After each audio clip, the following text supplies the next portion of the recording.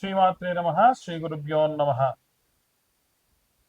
తతో రావణనీతాయ సీతాయాశ్చతుర్కర్షణః ఈయేషా పదమన్వేష్టం చారణాచరితే పది.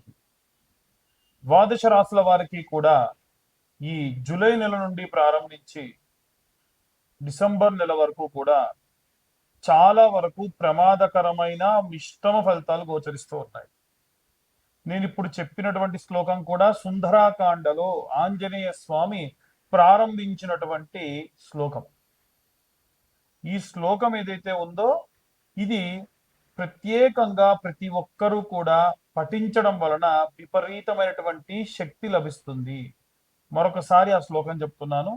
తతో రావణ నీతాయా సీతాయా శత్రుకర్షణ ఈయేషా పదమన్వేష్టం చారణాచరితే పది. మేషరాశి నుండి మీనరాశి వరకు కూడా ప్రతి ఒక్కరికి కూడా ఈ యొక్క 6 నెలల్లో ఎలా ఉండబోతుంది అనే విషయాన్ని ఇప్పుడు మనం తెలుసుకుందాం. తదుపరి కన్యారాశి. కన్యారాశి వారికి సంబంధించి జూలై నుంచి డిసెంబర్ వరకు ఎలా ఉంది అనే విషయాన్ని ఇప్పుడు తెలుసుకుందాం. ప్రప్రథమంగా ఈ యొక్క 6 నెలల జాతకం మనం చెబుతున్నాం. 6 నెలలకు సంబంధించి గోచారం చెప్తున్నాం కాబట్టి మొదలు ఏం చేస్తానంటే కాస్త అందరికీ కూడా ఇబ్బంది పడకండి, గ్రహ సంచారాల గురించి చెప్తా. ఏ గ్రహం ఏ గ్రహంతో కలుస్తుంది, ఏ లగ్నంలోకి వెళ్తుంది, దానివల్ల ఎలాంటి ప్రభావం ఉంటుందో తర్వాత చెప్తా. ఎందుకంటే నేను ఇలాగే చెప్పుకుంటూ వెళ్తే మీరు అందరికీ కూడా అర్థం కాదు, ఇబ్బంది పడతారు.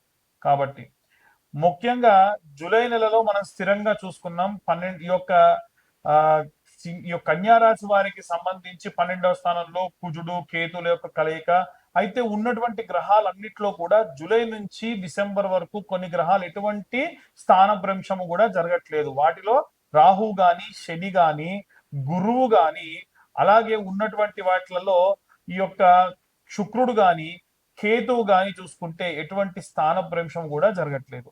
ఇవి వినా మిగిలిన గ్రహాలన్నీ కూడా ఈ యొక్క గ్రహ సంచారాలలో విపరీతమైన మార్పులు ఉన్నాయి. అందులో శుక్రుడు, అలాగే బుధుడు, అలాగే కుజుడు, ఈ 3 గ్రహాలు కూడా మారుతూ ఉన్నాయి. అవి ఎక్కడెక్కడికి మారుతున్నాయంటే ఈ యొక్క కన్యారాశి వారికి లగ్నంలోకి కుజుడు వచ్చేస్తూ ఉన్నాడు. దానివల్ల వ్యక్తిత్వంగా విపరీతమైనటువంటి వేడి, కోపము ఇలాంటివి అనేటువంటి వీరికి సంభవించవచ్చు. అలాగే సెప్టెంబర్ నెలకు వచ్చేసరికి ద్వితీయ స్థానంలోకి కుజుడు వెళ్ళడము, వాక్కు యొక్క ఇబ్బంది వల్ల నోరు కంట్రోల్లో లేకుండా ఏదైనా పొరపాటున మాట్లాడడం వల్ల అయ్యో పొరపాట్ల మాట్లాడని చెప్పినా దాన్ని విపరీతంగా తీసుకునే వాళ్ళు విపరీతంగా అర్థాలు కూడా తీస్తారు. కానీ సెప్టెంబర్ నెలలో లగ్నంలోకి వీరికి బుధుడు రావడం వలన, బుధుడు వీరి రాష్ట్రాధిపతి కాబట్టి ఇది మంచి ఉచ్చ స్థితిలోకి వెళ్ళడం, మంచి పీక్స్ వెళ్ళడం అనమాట. మంచి వ్యాపారాభివృద్ధి కలుగుతుంది. కానీ 12వ స్థానంలో శుక్రుడు రావడం వల్ల వచ్చినటువంటి ఆదాయం అంతా కూడా భార్యకు పెట్టేటువంటి ఖర్చు కానీ, భార్యకు కుటుంబానికి పెట్టేటువంటి ఖర్చు రూపంలో వెళ్ళిపోతూ ఉంటుంది.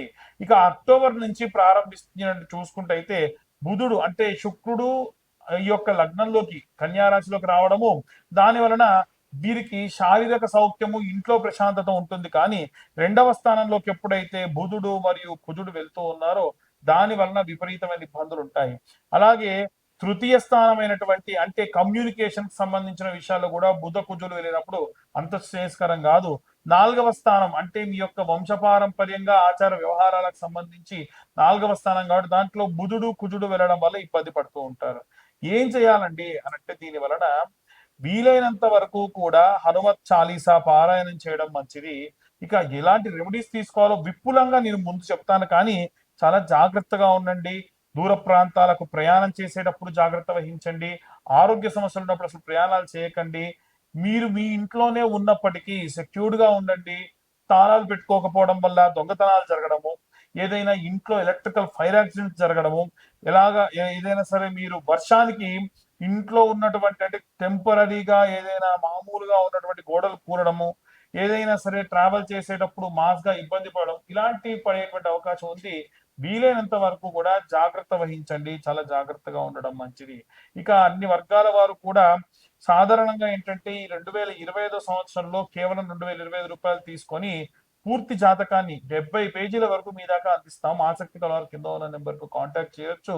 అలాగే అన్ని వర్గాల వాళ్ళు ఎలాంటి రెమెడీస్ తీసుకోవాలి, ఎలాంటి మంత్రపఠనం చేయాలనే విషయాన్ని ఇప్పుడు మనం తెలుసుకుంటాం. స్కూల్కి వెళ్ళేటువంటి విద్యార్థుల దగ్గర నుంచి పెద్ద పెద్ద గ్రూప్స్ కు ప్రిపేర్ అయ్యేటువంటి విద్యార్థుల వరకు ఇంట్లో ఉన్న గృహిణుల దగ్గర నుండి బయటికి వెళ్ళి ఉద్యోగం చేసేటువంటి గృహిణుల వరకు, ఉద్యోగం చేస్తూ ఫర్దర్ గా ఏదైనా వ్యాపారం చూసుకునే ఉద్యోగస్తుల దగ్గర నుండి పూర్తిగా ఉద్యోగంలోనే ఉన్నటువంటి ఉద్యోగస్తులకు, వ్యాపారం చేసేటువంటి వ్యాపారస్తులు చిన్న పచారీ కొట్టు దగ్గర నుండి పెద్ద పెద్ద సంస్థల్లో ఫ్యాక్టరీలు పెట్టినటువంటి బిజినెస్ మ్యాగ్నెట్స్ వరకు, పబ్లిక్ పోర్టల్లో ఎప్పుడు సంచరించేటువంటి సినీ రాజకీయ రంగాల వారు, దాంట్లో చిన్న కార్యకర్త కావచ్చు, పెద్ద లీడర్ కావచ్చు, చిన్న కెమెరామెన్ కావచ్చు, యాంకర్స్ కావచ్చు, సినీ యాక్టర్స్ కావచ్చు, చేతి వృత్తులు కుల వృత్తులు చేసుకునేటువంటి చిన్న చిన్న చిన్నకారు వ్యవస్థలో ఉన్నవారు కావచ్చు, రైతులు కావచ్చు,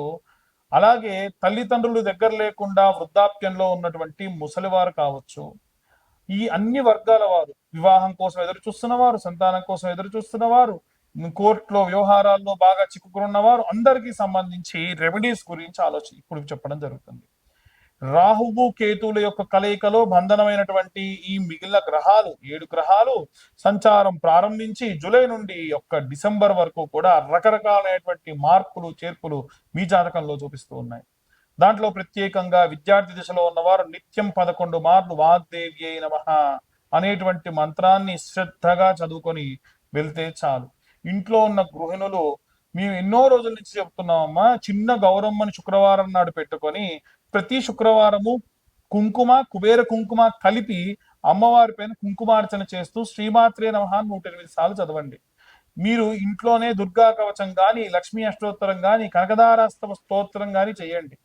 నిత్యము కూడా ఆ శుక్రవారం నుండి మళ్ళీ శుక్రవారం వరకు కూడా మీరు పూజ చేసిన కుంకుమను ఒక డబ్బాలోకి తీసుకొని మీ వారికి పెట్టండి, పిల్లలకు పెట్టి పంపించండి, మీరు పెట్టుకోండి. అద్భుతమైనటువంటి రిజల్ట్స్ వస్తాయి. నేనేదో పూజ చేసి మీకు పంపిస్తాను చెప్పట్లా. మీరు చేసిన పూజ మీకు ఇంత ఇబ్బందులున్నో మీకు బాగా తెలుసు కాబట్టి మీరు బాగా చదువుకుంటారు కదా, అందుకనే వీటిని రెమెడీస్ అంటారు. మీరే చేసుకునేటువంటివి. టాబ్లెట్లు ఇవ్వడం వరకే నా బాధ్యత, అది వేసుకోవడం మీ బాధ్యత. వేసుకుంటే ఖచ్చితంగా పనిచేస్తాయి. కాబట్టి ఆ రెమెడీస్ అన్ని పాటించండి. ఆ కుంకుమార్చన చేసేటప్పుడు శ్రద్ధా భక్తులు, స్టవ్ మీద ఏదో పెట్టాను, ఆ పాలు పొంగుతున్నాయో లేదో, బయట వాళ్ళు ఎవరో పిలుస్తున్నారు, నాకు ఆఫీస్లో ఏం పని ఉంది, ఏమీ ఆలోచించకుండా శ్రద్ధగా 15 నిమిషాలే కదా అమ్మవారి కుంకుమార్చన చేసి ఆ కుంకుమ నిత్యం అందరూ ధరించండి. ఉద్యోగస్తులు ఎవరైతే ఉంటారో వీరు ఏమైనా సరే ఉదయం 11 మార్లు, రాత్రి 11 మార్లు ఓం నమ శివాయ అన్న మంత్రాన్ని చదవండి. ఒకవేళ కరుంగలి మాల లాంటివి ఏమైనా ఉంటే 108 సార్లు మాలతో చదివి మాల ధరించి వెళ్ళడం వల్ల మీకు చాలా శక్తినిస్తుంది. ఆ కరుంగలి మాల కావాలంటే కింద ఉన్న నెంబర్ కు కాంటాక్ట్ చేయండి, మీ దాకా నేను అందిస్తాను. పూజ చేసి హోమంలో పెట్టి కేవలం 1016కే మీకు కరుంగలి మాలను నేను అందిస్తా. బయట ఇంకెక్కువ రేట్లు ఉన్నా సరే తక్కువ రేటుకి మీ దాకా ఇస్తా. అయితే వ్యాపారస్తులు ఎవరైతే ఉంటారో మీ వ్యాపార స్థలంలో ప్రత్యేకమైనటువంటి శౌచములు, ప్రత్యేకమైనటువంటి గాలి, ప్రత్యేకమైనటువంటి స్పర్శ దోషములు వచ్చేటువంటి అవకాశం ఉంది. ఒక డేట్ లో ఉన్న స్త్రీ ఎవరైనా షాప్ దాకా వచ్చి అడగొచ్చు. ఎవరైనా శౌచంలో ఉంటే, అంటే ఎవరైనా గతిస్తే శౌచంలో ఉన్న వాళ్ళు కూడా వచ్చి ఏమైనా కొనుక్కొని వెళ్ళొచ్చు. అలాగే ఆ వ్యాపార స్థలానికి ఒకరిని కాదండి, ఎక్కడెక్కడి నుంచో సంచారం చేసి వచ్చిన వాళ్ళు కూడా రావచ్చు కదా. అలాంటివి ఏవి కూడా ఉండకూడదు అంటే చిన్న రెమెడీ, ఆవుని, స్వచ్ఛమైన ఆవుని ఒక చిన్న కప్పులో వేసుకోండి, తెల్ల ఆవాలు వేసుకోండి, సాంబ్రాణి, గుగ్గిలము, మైసాచి అని దొరుకుతాయి. మొత్తం పొడి చేసి ఆ పొడిని దాంట్లో ఒక చెంచాడు పొడి వేసుకొని కలుపుకొని చిన్న సాంబ్రాణి కప్పు వెలిగించి ఈ పదార్థాన్ని 11 మార్లు అందులో వేయండి. అది కూడా శుక్రవారం నాడు చేయండి, లేదా గురువారం సాయంత్రము, శుక్రవారం సాయంత్రం 2 రోజులు చేయండి. అక్కడ ఎప్పుడైతే పొగ పారుతుందో అంత ప్రత్యేకంగా ఉంటుంది. వ్యాపార స్థలం దగ్గర పటిక పెట్టుకోవాలి. ఉప్పు పోసి గాజు పాత్రలో పటిక పెట్టాలి. పటిక అంటే తినే పటిక కాదండి, మనం నీళ్లు శుద్ధత చేయడానికి గడ్డం గీసిన తర్వాత రాస్తారు కదా, ఆ పటిక పెద్ద పెద్దవి ఉంటాయి, అవి దొరుకుతాయి, అవి పెట్టుకోండి.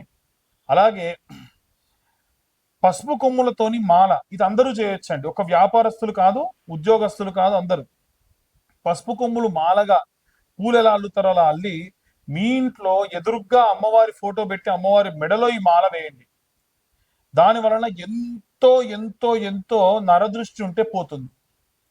ఇవన్నీ ప్రత్యేకంగా చెప్పేటువంటి రెమెడీస్, ఇవి ఆచరిస్తే చాలా మంచిది. అలాగే ప్రతి అమావాస్యకి ఇంట్లో కానీ వ్యాపార స్థలంలో కానీ గుమ్మడికాయ ఆంజనేయ స్వామి దగ్గర, కొత్త గుమ్మడికాయ ఆంజనేయ స్వామి దగ్గర పెట్టి ఆ మరుసటి రోజు దానికి పసుపు రాసి 11 బొట్లు పెట్టి కట్టాలి. చాలా మంది చేసే తప్పు ఏంటంటే పాత ఉట్టిలోనే గుమ్మడికాయ పెట్టేస్తూ ఉన్నారు. ఎలా, ఎట్టి పరిస్థితుల్లో అలా చేయకండి. ఎందుకంటే పాత ఉట్టి కుళ్ళిపోయినటువంటి రసం అంటుకొని ఉంటుంది కాబట్టి మళ్ళీ దీనికి అంటుకొని ఆ కొత్త గుమ్మడికాయ కూడా ఖరాబ్ అయ్యేటువంటి అవకాశం ఉంటుంది. కాబట్టి అలా చేయకండి. అలా అలాగే ఎవరైతే ఈ యొక్క కోర్టు కేసులు గొడవల్లో ఉంటారో ప్రతి నెల సామూహికంగానైనా సరే చండీ హోమాలు జరుగుతూ ఉంటాయి.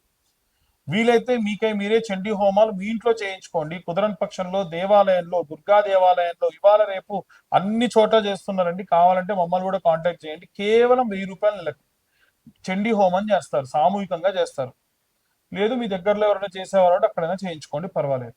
అదొకటి. చేయించడం వల్ల కోర్టు వ్యవహారాలు, గొడవలు, డైవర్స్ కోసం ఇబ్బంది పడుతున్న వాళ్ళు బయటపడతారు.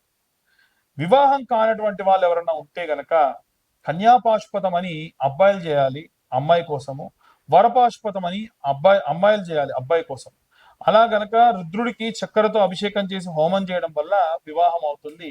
కావాలంటే ఈ యొక్క హోమానికి కూడా మమ్మల్ని కాంటాక్ట్ చేయొచ్చు. మీ దగ్గరలో ఉన్న అర్చకులైనా సరే అడిగి మీరు హోమం చేయించుకోండి. దీన్ని అబ్బాయిలు చేయాలంటే కన్యాపాశుపతం, అమ్మాయిలు చేయాలంటే వరపాశుపతం అంటారు.